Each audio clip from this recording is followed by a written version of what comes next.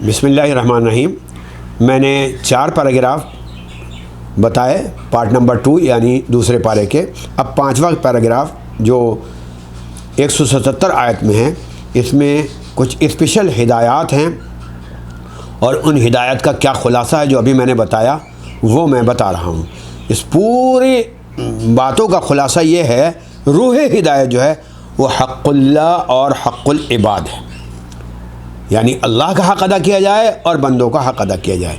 اب ہم آتے ہیں 6 پیراگراف کی طرف۔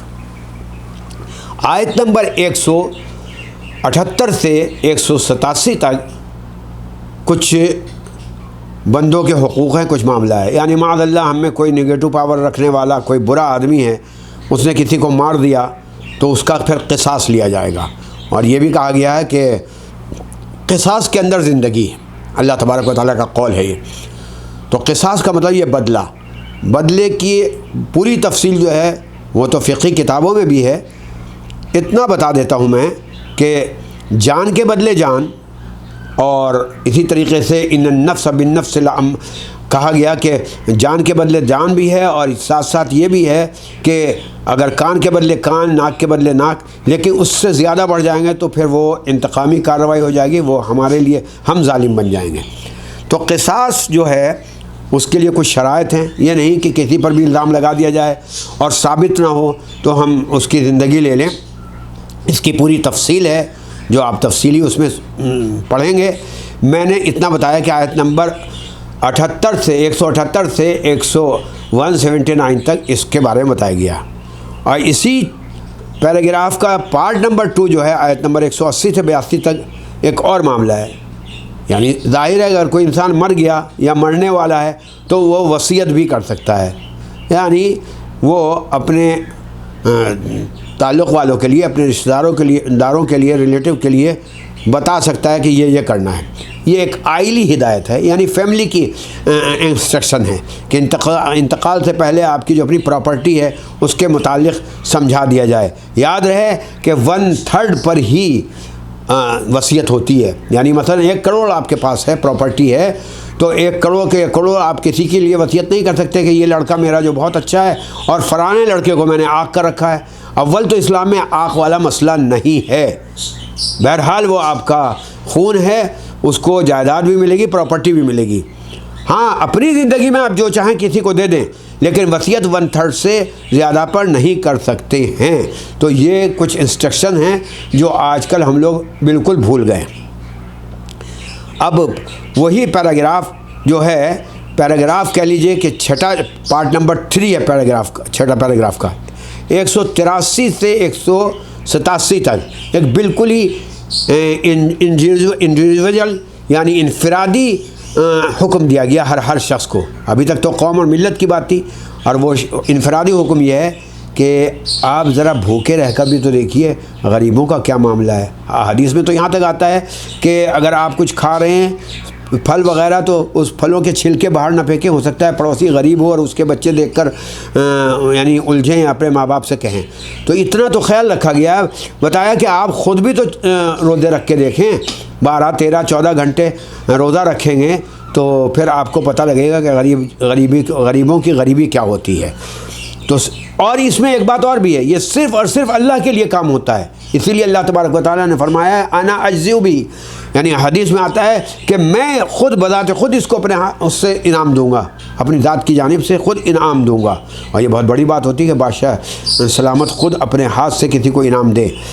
یہ اللہ کی ذات کے لیے کیا کرتا ہے، وہ پورے دن بھوکا رہتا ہے، بھوک پیاس اور جماع یعنی بیوی کے قریب نہ جائے، اس سے رک جانا، اور یہ روزہ کہلاتا ہے۔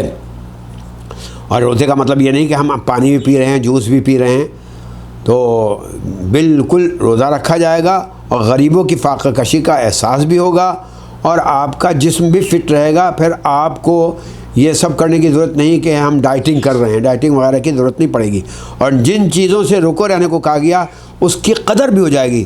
پانی اگر ہم 12 گھنٹے نہ پئیں تو اس پانی کی ہمیں اور زیادہ قدر ہو جاتی ہے۔ تو بے شمار حکمتیں ہیں اس کے اندر، اور ساتھ ساتھ ہمیں قربانی کا ہمارے اندر جذبہ بھی پیدا ہو جائے گا۔ اور اس کا میں نے بتایا کہ روزے کا بدلہ جو ہے اللہ تبارک و تعالیٰ خود ہی دے گا۔ پارٹ نمبر 4، ابھی وہی پیراگراف 6 چل رہا ہے، پارٹ نمبر 4 جو ہے 188 189 میں کیا بتایا گیا؟ وَتُدْلُوا بِهَا إِلَى الْحُكَّامِ، یعنی حاکموں کو رشوت دینا۔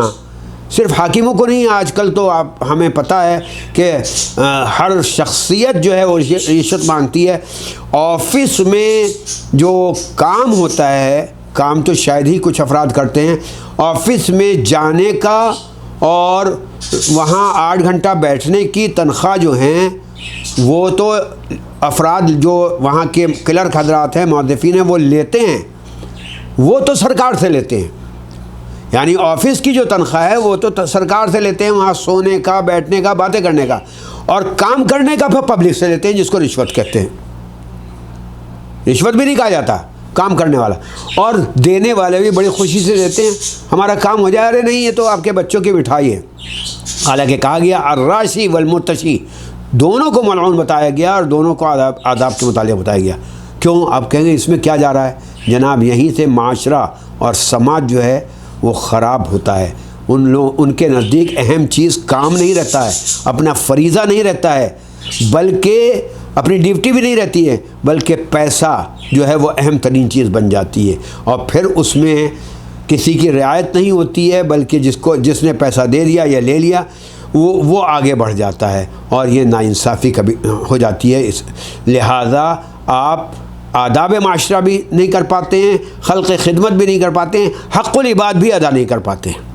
تو یہ کہہ لیجئے کہ جو چیزیں روزے میں اپنا پاکیزہ ہونا بتایا تھا، اپنے مال کو پاکیزہ کیا تھا، ایک متعین وقت تک آپ کا، جیسے کہ روزے میں ہوتا ہے پانی جائز ہے لیکن آپ پی نہیں سکتے ہیں، اسی طریقے سے دوسرے کا جو مال ہے وہ آپ اپنی پوری زندگی میں بغیر اس کی اجازت کے آپ اس کا مال نہیں کھا سکتے ہیں۔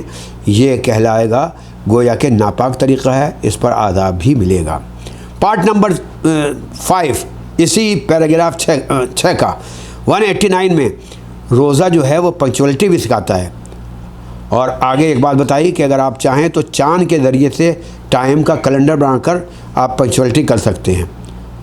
حدیث میں قرآن میں ہے یسألونک عن الأہلہ قل ہی مواقیت للناس، یہ جو ہے کیلنڈر ہے لوگوں کے لیے کہ اس کے ذریعے سے آپ کیلنڈر بھی مکمل کر سکتے ہیں۔ کیوں؟